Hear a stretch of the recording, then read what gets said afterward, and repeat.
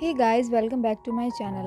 आज हम आप लोग के लिए the science of falling in love ड्रामे का पार्ट 12 लेके आए हैं, जो सबको बहुत बेसब्री से इंतज़ार था और ये काफ़ी इंटरेस्टिंग है। और अगर आप लोगों ने इसके पहले के पार्ट्स नहीं देखे हैं तो हमारे चैनल पे अपलोडेड है, तो जल्दी से हमारे वीडियो को लाइक कीजिए और हमारे चैनल को प्लीज़ प्लीज़ सब्सक्राइब कीजिए। आप लोग सब्सक्राइब करना ना भूलें। तो चलिए बिना किसी देरी के किए हम चलते हैं सीधा एक्सप्लेनेशन की तरफ। तो इस पार्ट की शुरुआत में हम देखते हैं कि युवा सुचेंग को मैसेज करता है कि उसको हेल्प की ज़रूरत तो नहीं है। उसके बाद शीशी उसके पास आती है कुछ डेटा लेके। युवा फिर चेक करता है और उसे कुछ मिस्टेक्स लगती है, तो वो उससे ओवरकम करने बोलता है। उसके बाद शीशी उसको बोलती है कि हमारे पास टाइम बहुत कम है डेटा को एक्सप्लेन करने के लिए, सबमिट करने के लिए। उसके बाद युवा बोलता है कि देखते हैं। उसके बाद अगले सीन में हम देखते हैं कि शीशी जिस लैब में काम कर रही होती है वहाँ पे गू आता है और टेबल के कॉर्नर्स लगाने लगता है। तभी शीशी उसको देख के उसको ख्याल आता है कि जो जो टाइम उन लोग ने साथ में स्पेंड किए थे। उसके बाद वो गू के पास आके उसे पूछती है क्या वो जानबूझ के उसकी टीम में है। उसके बाद गू कहता है कि हाँ। फिर वो उससे थोड़ा सा धमकाती है और बोलती है कि मैं तुम्हारी सीनियर हूँ, इन फ्यूचर ये सब ऐसा नहीं होना चाहिए। फिर वो बेचारा वहाँ से चला जाता है। उसके बाद हम देखते हैं कि सू चेंग और मेज़ा दोनों बुक शॉप में जाते हैं, जिस चीज़ की उनको ज़रूरत होती है वो नोट्स लेने के लिए। लेकिन वहाँ पे वो बुक उन्हें मिलती ही नहीं है क्योंकि आउट ऑफ स्टॉक हो जाता है। वो लोग बहुत कोशिश करती है। उसके बाद वो लोग परेशान हो जाती है। फिर सडनली सू चेंग के फ़ोन में मैसेज आता है उसके एक फ्रेंड का। वो बोलता है कि वो उसे वो बुक दे देगा, उसके पास है। तो वो लोग बहुत एक्साइटेड हो जाती है। उसके बाद अगले सीन में हम देखते हैं कि सू चेंग बारिश में साइड में खड़ी हुई होती है। वो उसी फ्रेंड का वेट कर रही होती है नोट्स के लिए, जो उसको बुक देने आने वाला था। लेकिन उसके बदले वो युवा को वहाँ पे भेजता है। तो वो उसे पूछती है कि तुम यहाँ क्या कर रहे हो। फिर युवा बोलता है कि वो बहुत लेजी था इसीलिए आया नहीं, उसने मुझे भेजा नोट्स देने के लिए। उसके बाद वो लोग बातें कर रहे होते हैं। युवा उससे पूछता है कि क्या तुम मेरे से नाराज़ हो। फिर शुचेंग बोलती है मुँह बना के कि नहीं, मैं तो नाराज़ नहीं हूँ। उसके बाद युवा उसकी केयर करता है। उसे बोलता है कि बहुत तेज़ बारिश हो रही है, तुम्हारे पास छाता छोटा है, मेरे पास बड़ा है। फिर वो अपना छाता उसको दे के वो खुद छोटे छाता में फटाफट चला जाता है। और सू चेंग फिर उसके जाने के बाद मन ही मन बहुत खुश होती है, स्माइल करती है। उसके बाद उसकी फ्रेंड मेज़ा आ जाती है और वो ये सारी बातें मेज़ा को बताती है। तो फिर मेज़ा भी उसे छेड़ने लगती है। फिर वो दोनों चली जाती है। उसके बाद अगले सीन में हम देखते हैं कि शीशी को जाना रहता है और पीछे से गू आता है। और फिर उसके बाद शीशी बोलती है कि जो छाता गू ने उसे दिया था वो रिटर्न कर दिया है। फिर गू बोलता है कि नहीं, मुझे नहीं चाहिए। वो बेचारा ऐसे ही बारिश में भीगते हुए जाना चाह रहा था। लेकिन शीशी उसे बोलती है कि हम लोग साथ में चलेंगे। फिर गू मन ही मन बहुत खुश होता है, थोड़ा सा शर्माने लगता है साइड में।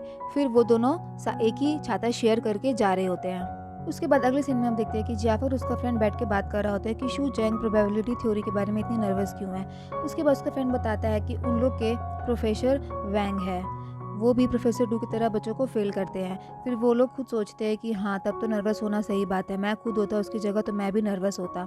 उसके बाद जियाफा का फ्रेंड शॉर लेने चला जाता है और उसके बाद जाफर भी चला जाता है। फिर वहाँ पे युवा आता है और वो बेचारा ऐसे बैठता है कि जैसे कि बहुत ज़्यादा ही थक गया हो। उसके बाद अगले सीन में हम देखते हैं कि सू चेंग और मेज़ा जाके उस नोट्स की कॉपी निकलवा रही होती है। लेकिन अचानक से एक नोट में थोड़ा सा क्लियर उनको दिखाई नहीं देता है। फिर सू चेंग देख के बोलती है कि ओ शिट, ये तो रेन की वजह से हुआ है, हमें ठीक से दिख नहीं रहा। और जो चीज़ उन लोगों को क्लियरली नहीं दिख रही होती है वही सबसे ज़्यादा इंपॉर्टेंट रहती है, एग्ज़ाम के लिए उनको पढ़ना रहता है। उसके बाद मेज़ा देखती है और बोलती है कि क्यों ना सीनियर डोंग को कॉल लगाए। फिर वो कॉल लगाती है और उसका फ़ोन युवा के पास पड़ा हुआ होता है क्योंकि डोंग तो चला जाता है शावर लेने। फिर उसका फ़ोन युवा रिसीव करता है और फ़ोन पे शूचेंग होती है। फिर वो पूछती है कि सीनियर डोंग, क्या आप फ्री हो। और पूछती है कि मेरे नोट्स में एक चीज़ क्लियरली मेरे को दिखाई नहीं दे रहा है, तो क्या आप वो चीज़ एक्सप्लेन कर दोगे। युवा कुछ बोलता ही नहीं है। उसके बाद युवा सिर्फ इतना बोलता है कि मेरे से कल मिलना और मैं सब समझा दूंगा। उसके बाद फ़ोन रख देता है। उसके बाद युवा अपनी सू चेंग अपनी फ्रेंड्स लोग को बोल रही होती है, तो वो बोलती है कि फ़ोन में डोंग नहीं था, कोई और ही था। उसके बाद फिर से फ़ोन आता है तो वो बोलता है कि नीचे आओ, मैं अभी फेस टू फेस क्लियर कर देता हूँ। फिर सू चेंग नखरे दिखाती है, बोलती है कि नहीं, मैसेज में समझा दो। और वो जाती नहीं है, लेकिन फिर उसे फ्रेंड्स रिक्वेस्ट करती है। उसके बाद सू चेंग बहुत मुश्किल से मानती है जाने के लिए। उसके बाद हम अगले सीन में देखते हैं कि शीशी और गू जैन साथ में जा रहे होते हैं। वो लोग अपने अपार्टमेंट के नीचे पहुंचते हैं तो शीशी बोलती है कि तुम गीले हो गए हो, जाके चेंज कर लेना। सेम वही चीज़ उस शीशी को वो बोलता है। उसके बाद बिना डरे बिना सोचे समझे गू जैन उसे बोल देता है कि आई लाइक यू, मैं तुम्हें पसंद करता हूँ। और शीशी उसे थोड़ी देर तक तो देखती ही रहती है। और गू ये भी बोलता है कि मैं तुम्हारे साथ रहना चाहता हूँ और मैं तुमको अच्छी तरीके से जानता हूँ, भले ही तुम बहुत ही डेंजर हो बट तुम दिल की बहुत अच्छी हो, काइंड हो। फिर उसके बाद शीशी बोलती है क्या तुम मुझे सच में जानते हो? गू बोलता है कि हाँ। शीशी बोलती है, उसकी बिल्कुल भी भाव नहीं देती है उसको और बोलती है कि मैं अकेले ही रहना चाहती हूँ, मुझे प्यार व्यार से कोई मतलब नहीं है, मैं और बोलती है कि मेरे अंदर कोई इमोशंस नहीं है, तुम मुझे अच्छी तरीके से जानते ही नहीं हो। फिर उसे झाड़ के वहाँ से चली जाती है और गू जैन बेचारे का दिल टूट जाता है, वो उसे जाते हुए देखता ही रहता है। उसके बाद हम देखते हैं कि युवा के पास सू जैंग अपने प्रॉब्लम का सलूशन लेने के लिए जाती है और वहाँ पे युवा उसके सारी थ्योरीज का फार्मूला को एक्सप्लेन करता है, उसे अच्छी तरीके से समझाता है और सू जैंग समझ रही होती है। उसके बाद जब वो वापस जा रही होती है तो युवा जानबूझ के बहाना करता है और उसे बोलता है कि प्रोबेबिलिटी थ्योरी इतनी भी आसान नहीं है और अगर तुम इसे अकेले पढ़ोगी तो तुम फेल हो जाओगी, ऐसे करके उसके रोकने का कोशिश करता है। फिर सू जैंग जैसे तैसे मान जाती है और पूरी रात उसके पास पढ़ती रहती है। पूरा हॉल खाली हो जाता है लेकिन वो लोग पूरी रात पढ़ते ही रहते हैं और पढ़ते पढ़ते सू जैंग को तो नींद ही आ जाता है। फिर युवा उसे देखता ही रहता है। उसके बाद वो अपने लैपटॉप में कुछ काम कर रहा होता है तो फिर सू जैंग को सपना आता है वही किस वाले सिचुएशन को लेके। फिर वो नींद में बोलने लगती है, युवा का नाम लेने लगती है। फिर युवा अपना काम छोड़ के उसे देखते हुए बैठ जाता है कि सू जैंग क्या बोल रही है। वो तो सपने में खोई हुई रहती है और हंसने लगती है। फिर युवा भी उसको देख के स्माइल करता है और उसको जैकेट उड़ा देता है। उसके बाद वो भी सोचता है उसी रात की बात जब उन लोगों के बीच में किस होता है और फिर वो फ्लैशबैक में भी चला जाता है कि जब शू चैंग झूले ने उसे धक्का दिया था। युवा ये वाला इंसिडेंट झूले वाला जो शू चैंग ने धक्का दिया था ये भूल ही नहीं पाता है, बार बार उसके दिमाग में ये इंसिडेंट आ ही जाता है। और फिर युवा उसको देखता रहता है और बोलता है कि मैं तुम्हें खोने से डरता हूँ क्योंकि बचपन में मैं तुम्हें खो चुका हूँ और अब डर है कि मैं अब भी तुम्हें ना खो दूँ वापस से।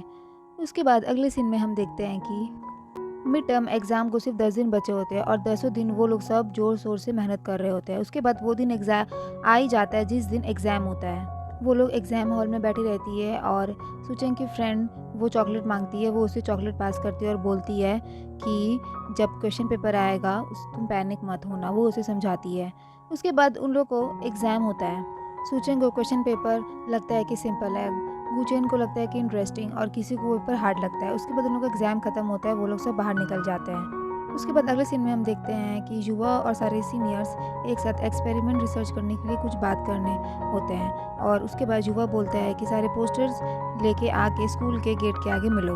वो लोग अपने एक्सपेरिमेंट के बारे में कुछ रिसर्च कर रहे हैं, इसलिए नया नया आइडिया निकाल रहे हैं। उसके बाद अगले सीन में हम देखते हैं कि मेज़ा चेक कर रही होती है कि वो पास हो गई है और वो लोग कैफ़े में होती है। सूचेंग अपना ऑर्डर कर रही होती है कोकोनट मिल्क टी और वहीं पे उसका फ्रेंड वोंग आ जाता है और वो बोलता है क्या तुम मेरे लिए भी ऑर्डर करोगी?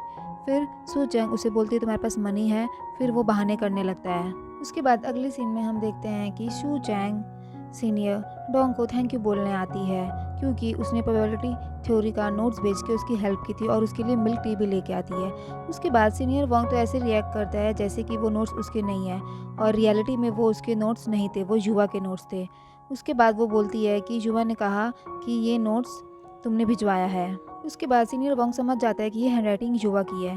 फिर उसके बाद वो सूचंग को बोलता है कि कहीं युवा ने तुम्हारे लिए स्पेशली नोट्स बनाए या फिर वो उसे छेड़ने लगता है। फिर वो शर्मा जाती है। फिर वो युवा के डेस्क के पास जाती है, एक बुक पड़ी होती है, वो बुक के पेज पलट के देखती है और बीच में उसे वो नोट दिखाई देता है और वो वही नोट होता है जब वो युवा को कोट देने आई थी, जब उसने वो कोट का पैकेट फेंक दिया था। उसके अंदर वो निकाल के अपने बुक में रख लेता है और ये चीज़ सूचंग को आज पता चलती है। फिर वो ये जान के बहुत खुश होती है मन ही मन। उसके बाद अगला सीन हमें दिखाते हैं कि युवा सूचेंग के लिए वो ई बाइक ले ही आता है और वहाँ पे जियाफा भी खड़ा रहता है। वो उसे बोलता है कि तुमने अभी तक दिया नहीं, इतना लंबा वक्त हो गया है। उसके बाद जियाफा उसे ट्राई करने जाता है लेकिन युवा उसे मना कर देता है, बोलता है कि तुम बहुत मोटे हो, तुम बैठोगे तो ये टूट जाएगी उसकी इंसल्ट कर देता है। फिर जियाफा उसे बोलता है कि ऐसा कुछ नहीं होगा।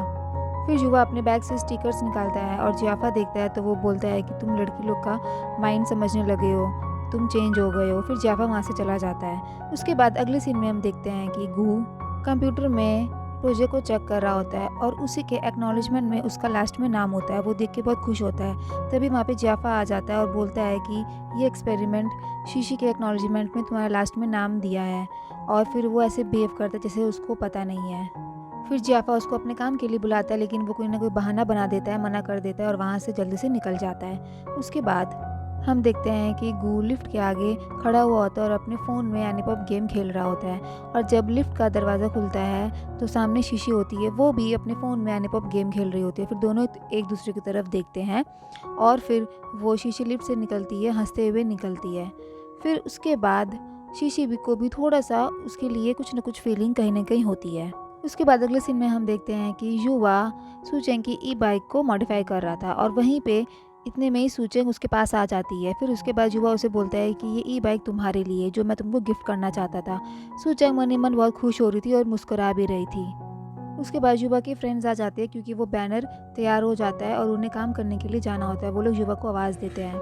फिर उसके बाद सूचेंग पूछती है कि अभी तुम कुछ कह रहे थे, लेकिन जैसे वो कुछ कहने जाता है फिर से उसको कोई ना कोई आवाज़ दे देता है।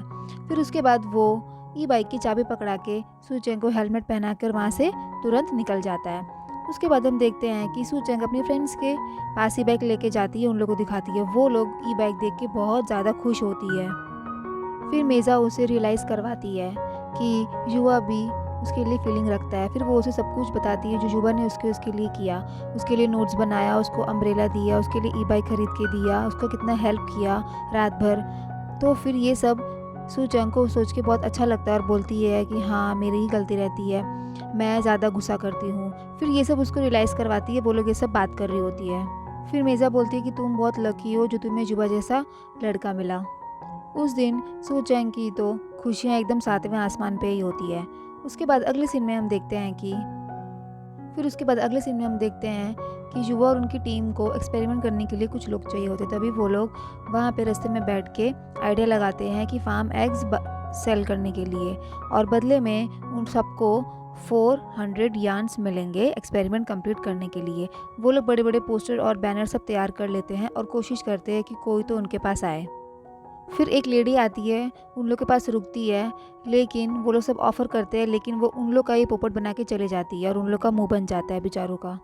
एक्चुअली ये युवा और उनकी टीम का एक प्रोजेक्ट होता है जिसके लिए उन लोग को कुछ लोग चाहिए होते हैं एक्सपेरिमेंट के लिए। फिर उन लोग का एग वाला आइडिया काम नहीं आता है। फिर युवा बोलता है कि मैं सबके घर के दरवाजे पे जा जाके एक्सपेरिमेंट एक्सप्लेन करूँगा, तब शायद वो लोग मान जाए। फिर युवा वहाँ से चला जाता है। उसके बाद सूचेंग और मेज़ा कुछ बात कर रही होती है। मेज़ा उसे फिर से पूछती है कि क्या तुमने युवा से पूछा नहीं लास्ट नाइट किस के बारे में। फिर सूचेंग बोलती है कि कंफर्म नहीं है, और वो ये सब बोलती रहती है और साथ में शर्माती भी रहती है, और मेज़ा तो उसके पीछे ही पड़ जाती है। मेज़ा उसको रियलाइज़ करवाने की कोशिश करती है। आगे क्या होता है देखने के लिए स्टे ट्यून्ड, क्योंकि ये पार्ट यहाँ पे ख़त्म होता है। अगर आप लोग को हमारा ये वीडियो पसंद आया हो तो आप इसे लाइक कीजिए, शेयर कीजिए और हमारे चैनल को सब्सक्राइब ज़रूर कीजिए। इसके अगले पार्ट का वीडियो हमारे चैनल पे बहुत जल्दी ही अपलोड होगा और वो भी बहुत इंटरेस्टिंग होने वाला है। तो देखने के लिए स्टे कनेक्टेड।